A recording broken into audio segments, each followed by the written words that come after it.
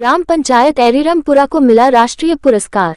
मुख्यमंत्री योगी ने स्वयं की थी विकास कार्यों की तारीफ, प्रधान ओमकारपाल ने रचा इतिहास। डी पांचाल की रिपोर्ट। खबर जनपद जालौन की डकोर विकासखंड के अंतर्गत आने वाली ग्राम पंचायत एरीरामपुरा ने प्रदेश ही नहीं बल्कि पूरे देश में अपनी पहचान कायम की है। ये ग्राम पंचायत अपनी उत्कृष्ट विकास योजनाओं और कार्यों के लिए राष्ट्रीय पुरस्कार से सम्मानित की गई। मुख्यमंत्री योगी आदित्यनाथ ने स्वयं एरीरामपुरा पहुंचकर ग्राम पंचायत के विकास कार्यों का निरीक्षण किया था। उन्होंने यहां के व्यवस्थापन और विकास कार्यों की खुले मन से सराहना की। इसके बाद ग्राम पंचायत को राम मनोहर लोहिया सशक्तिकरण पुरस्कार के तहत 2 लाख रुपए तथा राष्ट्रीय पुरस्कार के रूप में 5 लाख रुपए की धनराशि भेंट की गई। ये पुरस्कार देश की सबसे विकसित ग्राम पंचायतों को दिया जाता है। ग्राम पंचायत एरीरामपुरा का श्रेय प्रधान ओमकारपाल को जाता है। पंचायत भवन अत्याधुनिक सुविधाओं से लैस है। गांव में जूनियर हाई स्कूल, आंगनबाड़ी केंद्र और खेलकूद मैदान व्यवस्थित रूप से बने हुए हैं। पंचायत भवन के चारों ओर फलदार और छायादार सैकड़ों पेड़ लगाए गए हैं, जिनकी देखरेख स्वयं प्रधान ओमकारपाल ने की। हाल ही में गांव में 16 शैयाओं का प्राथमिक स्वास्थ्य केंद्र बनकर तैयार हुआ है, जिससे अब ग्रामीणों को इलाज के लिए मुख्यालय या ब्लॉक स्तर पर नहीं जाना पड़ेगा। प्रधान ओमकारपाल की पत्नी गिरनी देवी पाल भी 5 वर्ष तक प्रधान रह चुकी हैं। उनके कार्यकाल में विकास की मजबूत नींव रखी गई, जिसे ओमकारपाल ने और आगे बढ़ाकर ग्राम पंचायत एरीरामपुरा को प्रदेश की नंबर 1 ग्राम पंचायत बनाने में सफलता पाई। प्रधान ओमकारपाल ने बताया कि वर्ष 2021-22 में भारत सरकार की ओर से ग्राम पंचायत को 11 लाख रुपए का पुरस्कार भी मिल चुका है। उन्होंने कहा कि गांव में सरोवर तालाब का निर्माण करवाया गया है, जिसके चारों ओर लगभग 2000 वृक्ष लगाए गए हैं। प्रधान ओमकारपाल का कहना है कि यदि ग्रामीणों ने अवसर दिया तो वे एरीरामपुरा को मुख्यालय जैसा विकसित गांव बनाकर दिखाएंगे। विकास की यह भावना ही उन्हें लगातार काम करने की प्रेरणा देती है। आज हम मौजूद हैं एरीरामपुरा, एक नाम जो आज प्रदेश स्तर पर हर किसी की जुबान पर है। यहाँ पर आज हम आए हैं एरीरामपुरा में प्रधान जी ओमकारपाल जी से मिलने के लिए, जिनको राष्ट्रीय पुरस्कार से सम्मानित किया गया। प्रधान जी, आपको राष्ट्रीय पुरस्कार जो मिला है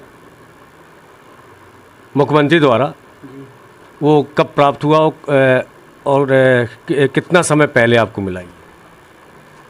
राष्ट्रीय पुरस्कार हमें माननीय योगी आदित्यनाथ हमारे प्रदेश के मुख्यमंत्री जी आके ही खुद दिया था, जो 24 अप्रैल 2022 को मिला था पंचायती राज दिवस के अवसर पर।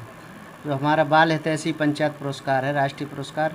इसके बाद 2022-23 और 23-24 में लगातार 11-11 लाख रुपए का पुरस्कार माननीय मुख्यमंत्री पंचायत प्रोत्साहन पुरस्कार मिला है। इसके बाद 2 लाख रुपए का राम मनोहर लोहिया सशक्तिकरण का पुरस्कार मिला है।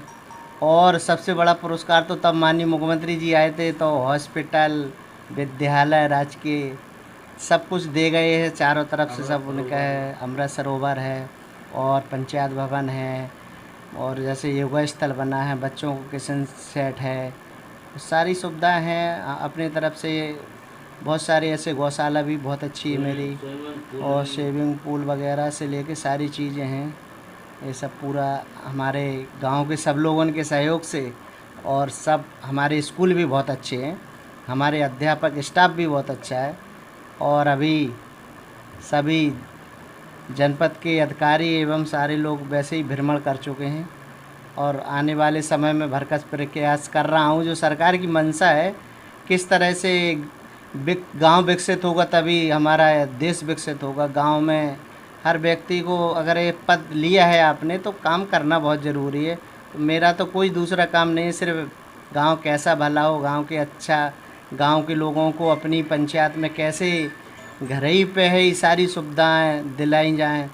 तो ये सब कैमरे से लेके सारी चीज़ें मेरे पंचायत भवन में, यहीं से बैठ के किसी को बुलाना है तो पब्लिक एड्रेस सिस्टम है तो यहीं बोल देता हूँ कि आज ये सूचना है, आप ये कर लीजिए। तो सारी सुविधा यहीं से हैं। आजाद निवास है, सम्मान निधि गाँव के सभी लोगों के यहीं से CSC केंद्र अंदर है मेरे पंचायत भवन में, उसमें बना है। यही सारी चीज़ें हैं सब।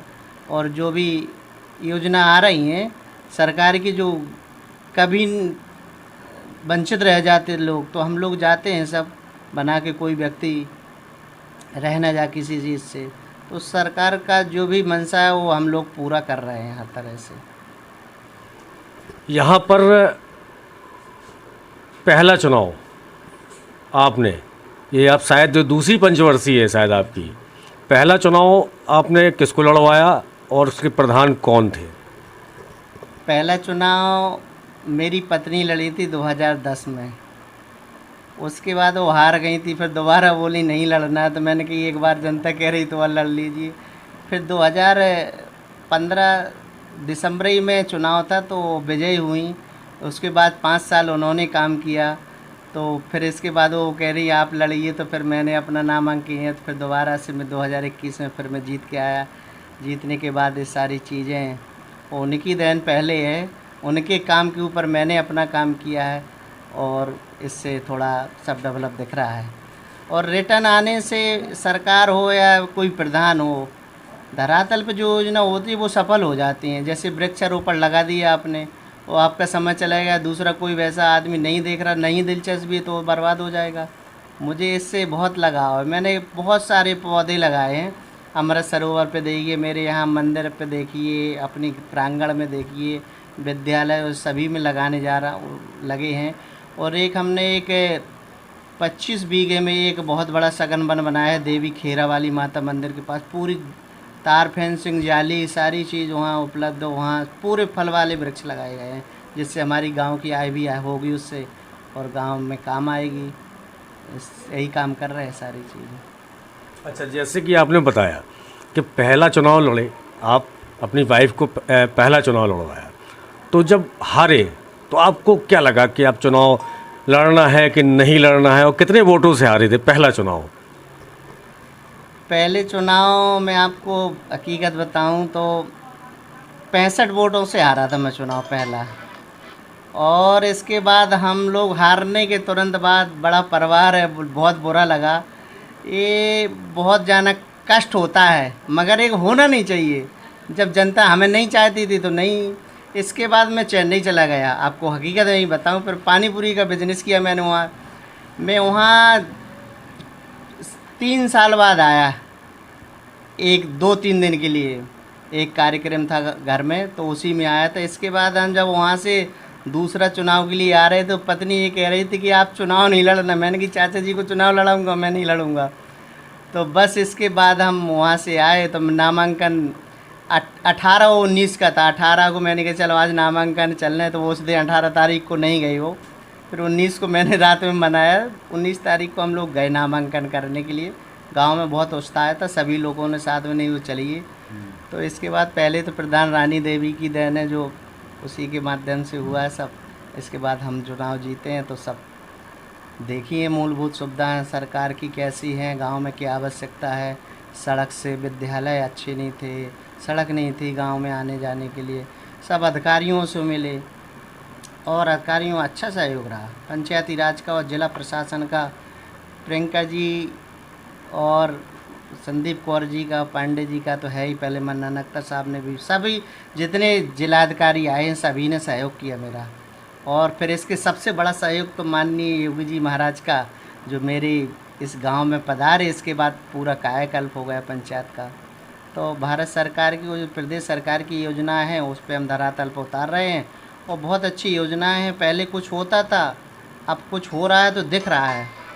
और ये दिखने का कारण है कि मेरे आप खुद ही देख लीजिए, चारों तरफ से करने वाला बहुत बड़ी बड़ी पंचायत है। बहुत छोटी है पंचायत मेरी, 7.5 लाख रुपए साल भरे में निधि आती पंचायत के। पुरस्कारों की राशि हो गई, मनरेगा योजना के अंतर्गत काम किया, कुछ सारे सरकार के सहयोग से आज ये रोड बन रहा है। एक नया रोड बन गया, सामने आप यहाँ से आओगे तो एक रोड बन रहा है, सामने एक रोड बन रहा है, सारे रोड बन रहे हैं मेरे पंचायत का पूरा। एक बहुत ऐसे बीहड़ क्षेत्र का एक गांव था, ऐसे कोई नहीं जानता था इससे पहले। जैसा कि आपने बताया, मैं मुद्दा फिर एक बार ले जाना चाहूँगा। एक बार फिर मैं पूछूंगा आपसे कि 65 वोट से जब आप हारे, फिर आप चेन्नई गए, वहाँ पर आपने पानी पूरी का धंधा किया। जब लौट के आए तो आपके अंदर एक विश्वास कैसे पैदा हुआ और कितने वोटों से आप जीते? इसके बाद फिर चुनाव लड़ा, दोबारा चुनाव लड़ने के बाद सारे लोग कहीं की नज़र देख रही थी, तो ये नहीं लग रहा था कहीं से, बहुत खुशी थी। तो मैं 250 वोटों से जीता, मेरी पत्नी। फिर इसके बाद दोबारा से थोड़ा कम अंतर हुआ, जो 91 वोट से मेरी जीत हुई फिर इसके बाद। और उससे कैंडिडेट भी थोड़ा, एक परिवार में भी एक भैया लोग थे तो वो भी लड़ गए, तो कुछ उनने 60-65 वोट कम कर लिया। तो लोगों को लगा यार घर में 2 लड़ रहे हैं तो कम हो जाएंगे वोट, तो इससे मेरा प्रतिशत थोड़ा हल्का सा कम हो गया। वैसे वोट संख्या बराबर उससे ज़्यादा रही दोबारा में।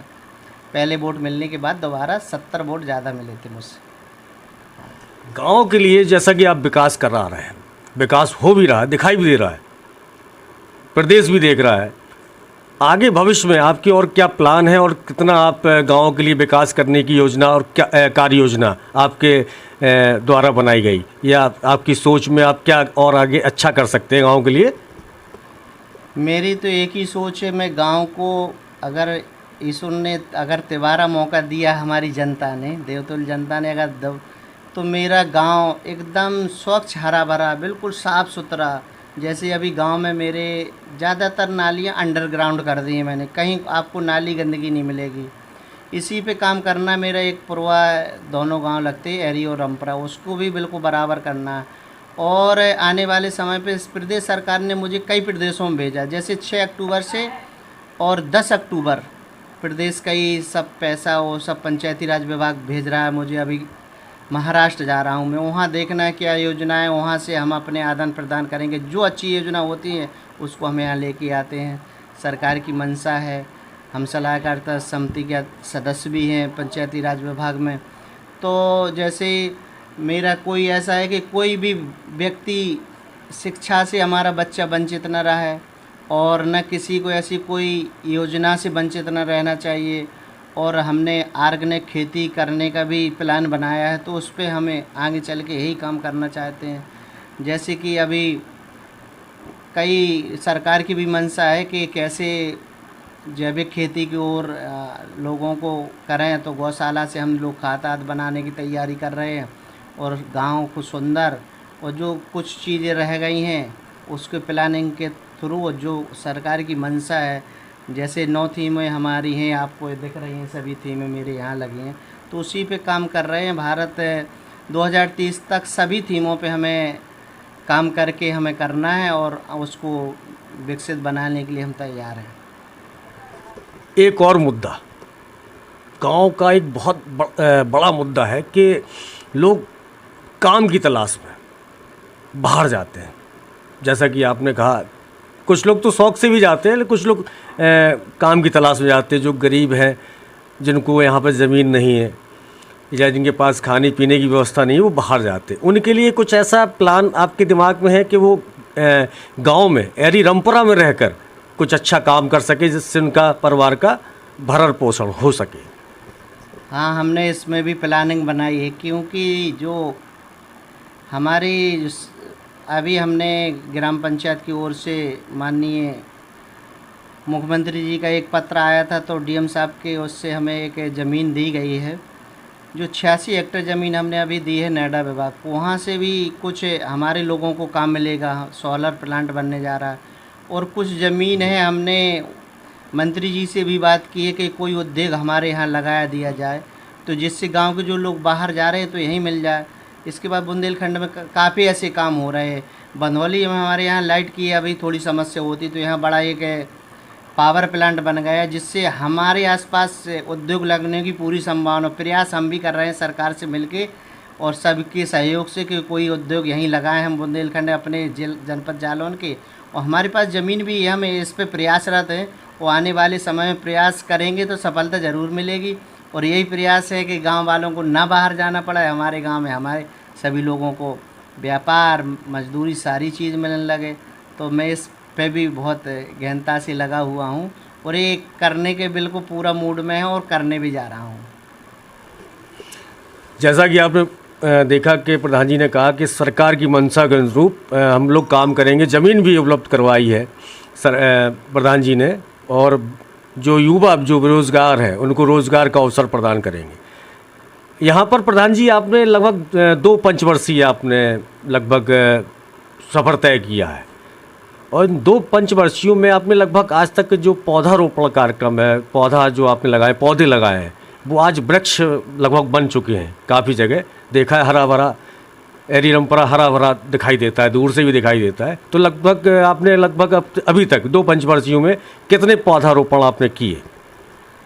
मेरा पहले 2 वर्ष तो पौधा लगाए मैंने, और उनकी तार फेंसिंग जाली ना होने के बाद वो ज़्यादातर यानी 90% नष्ट हुए।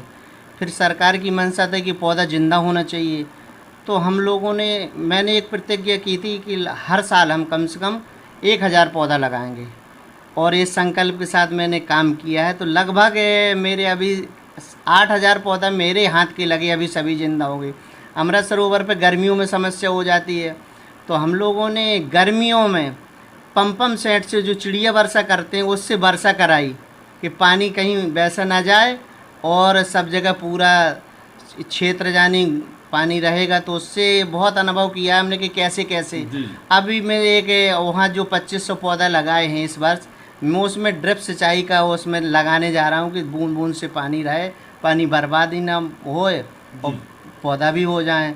तो एक पौधों का तो ये मान लीजिए पौधा लगाने का नशा है, क्योंकि जहाँ अगर पौधा नहीं होते वहाँ बिल्डिंग बिल्कुल अधूरी रहती है। ये पृथ्वी का पौधा श्रृंगार है, इसलिए हम इसी पे बहुत काम किया। आपने देख लीजिए चारों तरफ, अच्छा लगता है। कहीं बैठ जाते हैं, अभी तालाब पे मैंने एक दिन देखा तो कोई एक पीपल का पेड़ बहुत बड़ा है, छोटा ही पीपल का, वहाँ कम से कम 10-12 लोग धूप में बैठे। मुझे बहुत अच्छा लगा कि कम से हमारे पौधा में आदमी देख छाया ले रहे हैं, तो सुंदर है, ये लाभ तो है।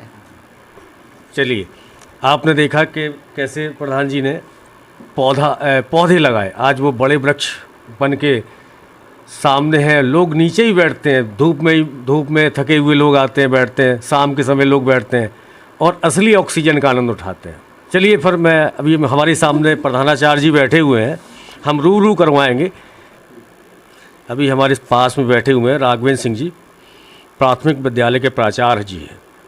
प्रधान जी का सहयोग विद्यालय के लिए प्रधान जी ने क्या क्या अभी तक सुविधाएं आपको दी?